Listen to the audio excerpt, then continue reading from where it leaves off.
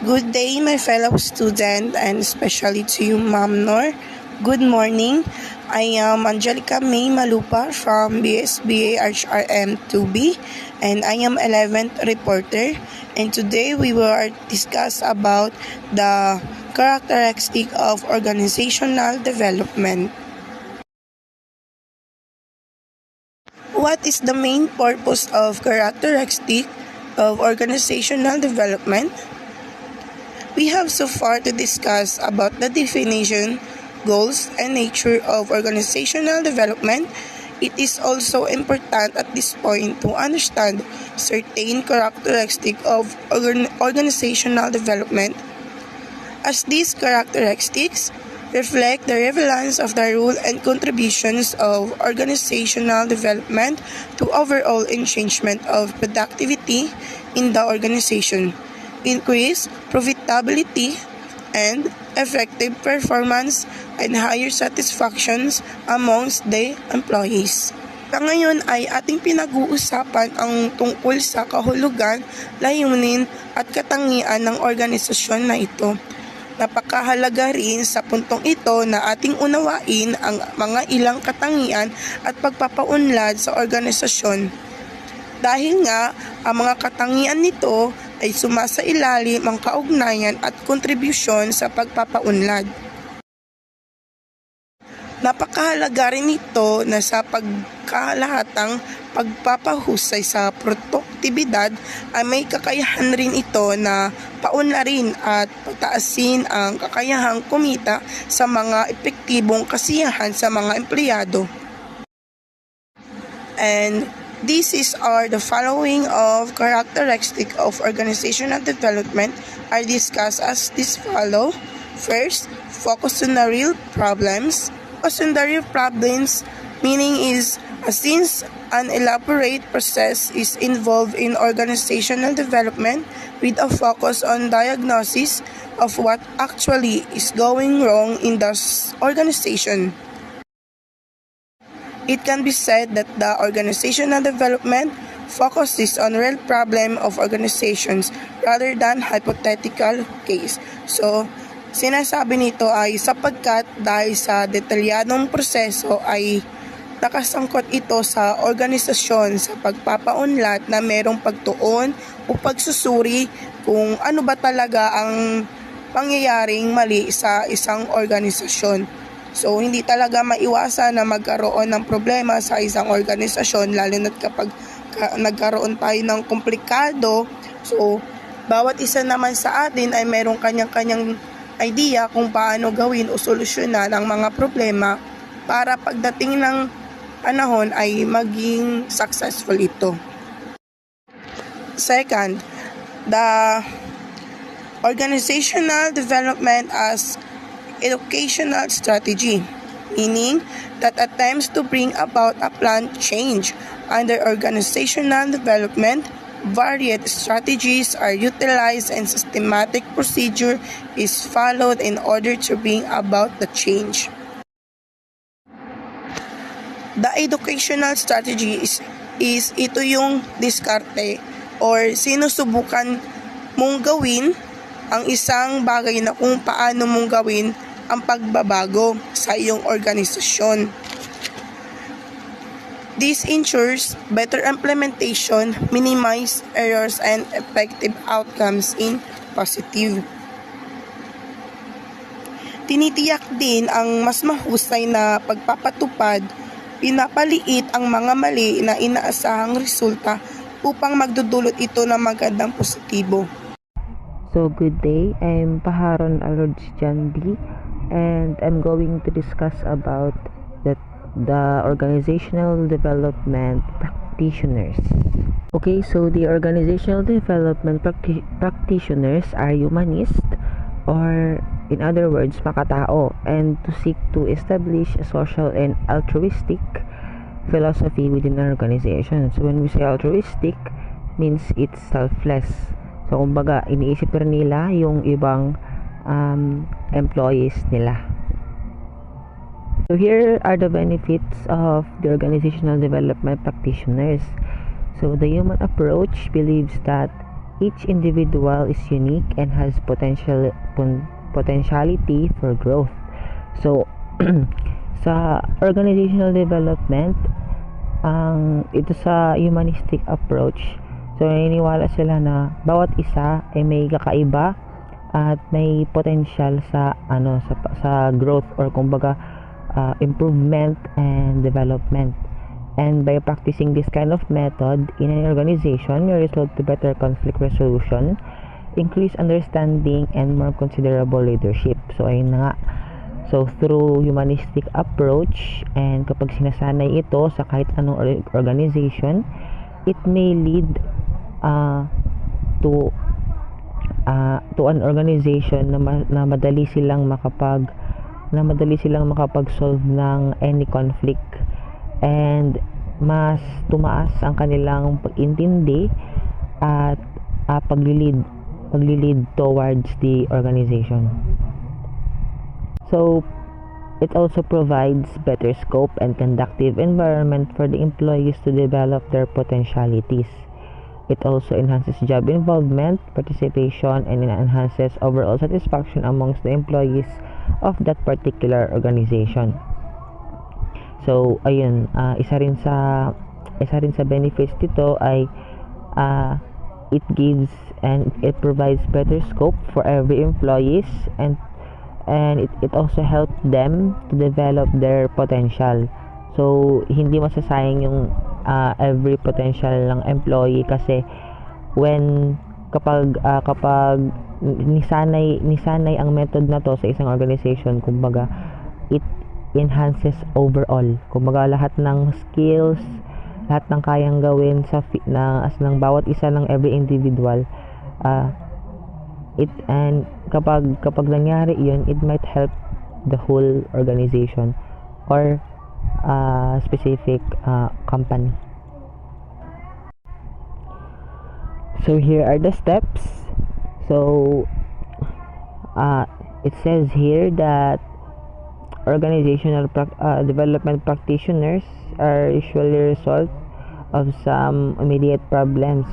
So but it is a long-term approach covering 3 to 5 years. So kumbaga to achieve the full potential of every employee and to improve the organization, it is a lengthened process. So organizational development is an elaborate or detailed process consisting of various components. So kumbaga more than one. So here are the most significant components of the organizational development process is the diagnosis of problems. So the second one is the focus on immediate or existing problem.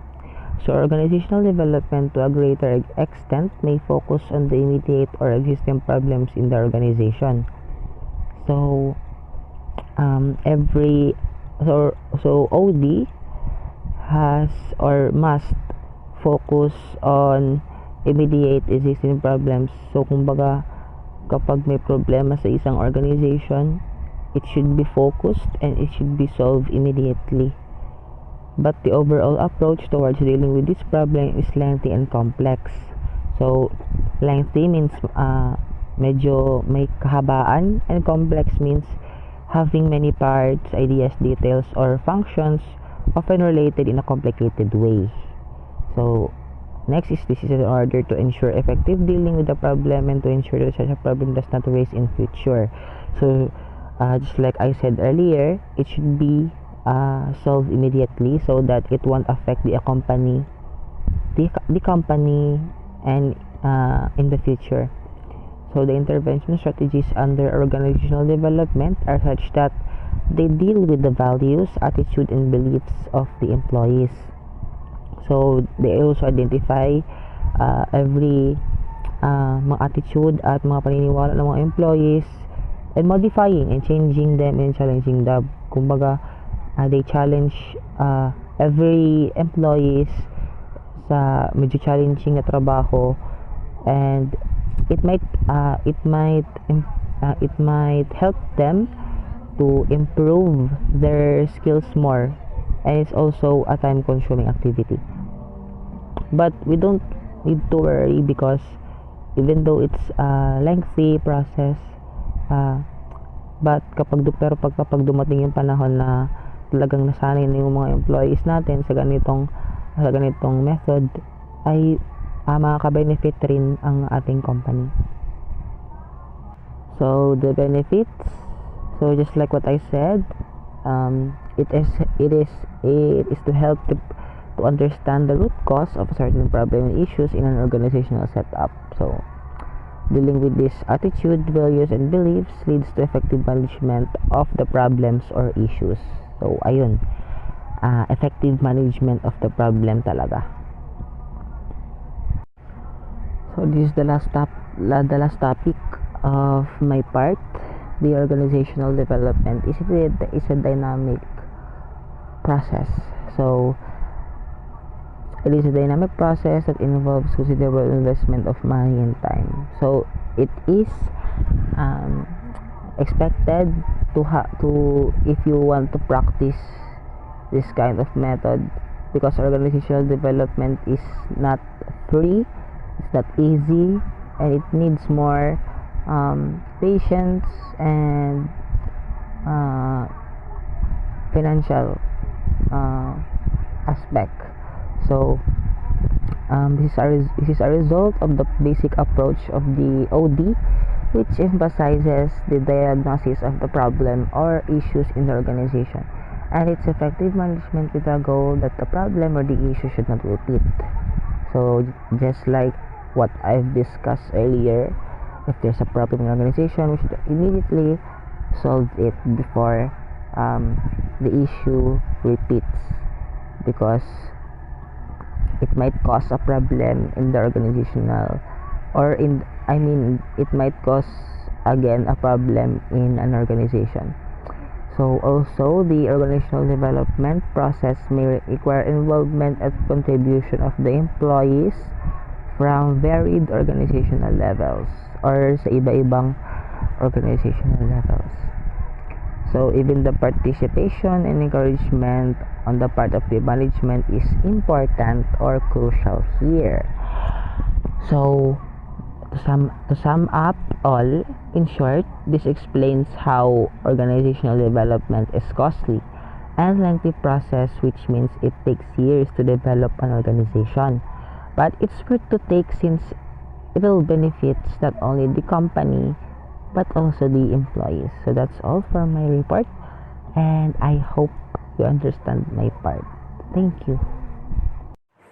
Organizational development is action-based. It is research-based activity and aims at conducting surveys, collection of data, and evaluation of the situation. The organizational development process involves varied steps as discussed above. It is planned activity which is action-based. It is also a process which focuses on determining the pressing problems and issues in an organization. Pag sinabi natin conducting surveys is, maaari tayong mag-conduct ng mga surveys sa mga organisasyon upang mangolekta ng feedback at kaalaman mula sa mga empleyado.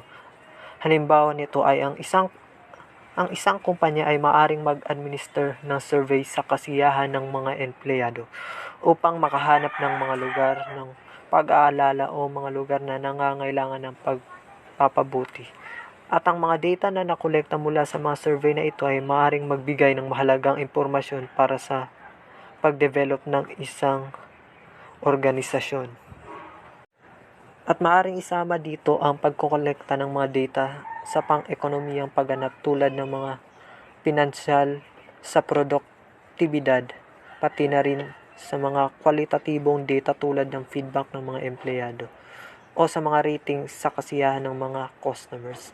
Sa pagmamagitan ng pag-aanalisa ng mga data na ito, maaring maitukoy sa organisasyon ang mga tendensya at padrino na tumutulong sa kanila na maunawaan ang mga sanhi sa mga issue na kanilang kinakaharap. Ang OD ay isang inihandang aktibidad na kinapapalooban ng mga plano at aksyon upang tugunan ang mga issue ng organisasyon. Maaring isama dito ang pag-develop ng mga plano at pagtatakda ng mga inaasahang pagbabago.